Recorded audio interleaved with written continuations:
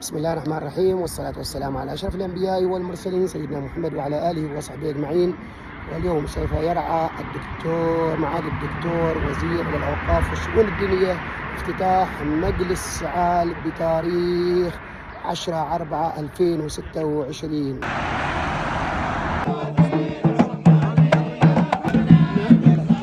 الأخبار كيف طيبين؟ الحمد لله. شيخ ما أخبارك؟ كيف حالك؟ الحمد لله. ما أخبارك شيخ؟ كيف حالك؟ طيب؟ ما أخبارك؟ الحمد لله. صحيح الحمد لله. ما أخبارك؟ طيبين؟ الحمد لله. تفضل. كيف حالك؟ كيف حالك؟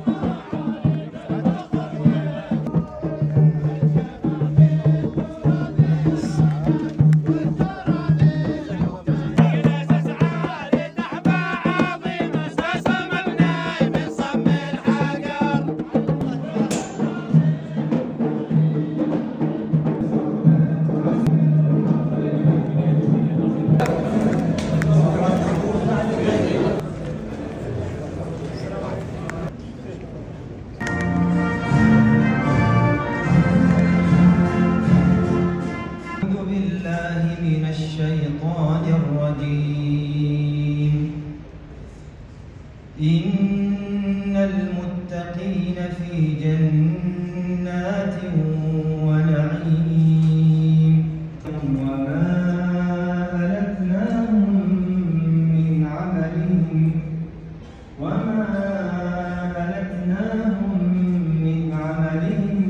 من ولا تأتيهم ويطوف عليهم غلمان وأقبل بعضهم على بعض الرحمن الرحيم. الحمد لله الذي جعل الوقف بابا ممتدا للخير لا ينقطع عطاؤه ولا يخبو أثره، والصلاة والسلام على سيدنا محمد القائل: إذا مات ابن آدم انقطع عمله إلا من ثلاث، وكان الوقف في مقدمتها. معالي الدكتور محمد بن سعيد المعمري الموقر وزير الأوقاف والشؤون الدينية، الحضور الأجلاء من أهالي ولاية نزوى وضيوفها،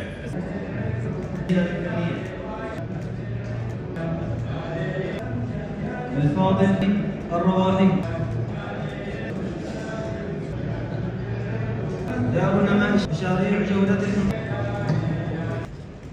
جميع أعضائهم وكدوا وعملوا كما يقال في هذا المشروع وجميع المشاريع، لكن أبى أعضاء مؤسسة عال الوقفية إلا تكريم أحد أفرادها الذين يعملون خلف الكواليس.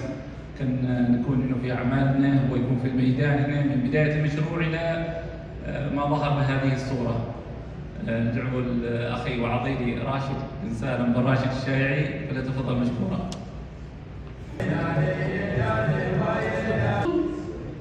مهد الحضارات والتاريخ والدين نزوى حنانيك في برديك ضميني. ذلك الجبل الذي لم يكن جبل. فإن تيامنت الحوضاء شاخصة أن هذه الأعلى بلغت نزوى وطالبين تصف فيهما من كل جبل ثلاث كما ينتهى بالثوابت. وفي حضن هذا الجبل تشكلت حارة سعادة قديمة لأزقة، حيث كان المجتمع وحدة واحدة لوصفها مدارس علم ومنافذ. جامعة سعادة أحد أقدم الجوامع يرجع بيانه في العام 8 هجرية، وهي مبنية ببناء صحيح مرتفع وبمحرابه الكبير وزخارفه البديعة التي تعكس القرآن، وإلى أقصى جانب الشجرة الأثرية ومسائل الزهد والذي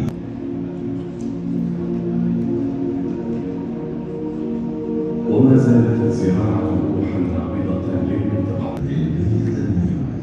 في حارتنا القديمة لمحفظته من حلاوة الفقه.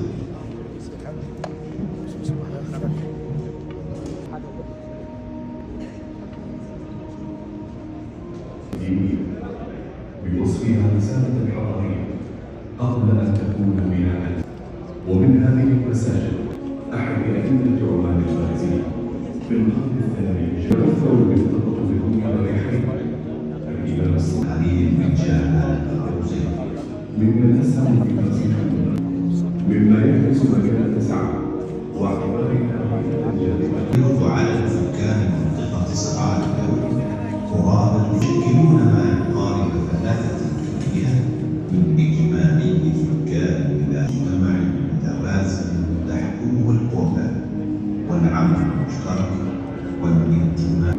وعناية الحكومة الرشيدة تواصل المنطقة أداء دورها في بناء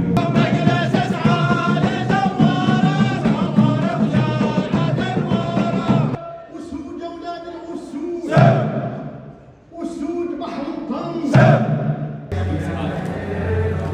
ماذا يعني لكم هذا المجلس؟ والله يعني لنا الكثير، يعني لنا التجمع والألفة لأهل سعال وأهل نزوة كافة عموما. تم افتتاح بولاية نزوة مجلس سعال، وهو إضافة ما شاء الله تكون من إضافات تكون مشرفة للولاية إن شاء الله. خلصنا والحمد لله رب العالمين، انتهى الافتتاح. كل مشاركة مساهمة في بناء هذا المجلس، وكل من حضر ولبى الدعوة على سفر المنتخب.